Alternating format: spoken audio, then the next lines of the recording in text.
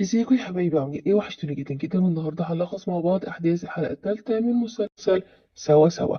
في البدايه احلام اول ما بتفوق من النوم بتشوف قدامها دكتور فوزي، فبتفضل تصوت. بيحاول يهدي، يعني لو عايزه تمشي امشيكي. قالت له انا عايزه امشي فعلا دلوقتي. قال لها طيب اهدي علشان لازم نتكلم. بيتصل بعد كده هيما بصديقه خوخة، عايز يستلف منه 4000، لكن بيقول له مش معاه فلوس.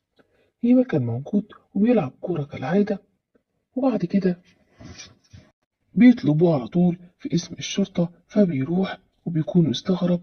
وبيكون كمان موجود في الاسم أمير وأبوه، بيتهموا هيما إن هو خطف أحلام، لكن ساعتها طبعا بيقول إن هو ما شافهاش وما يعرفش عنها حاجة، فخلاص بيسيبوه.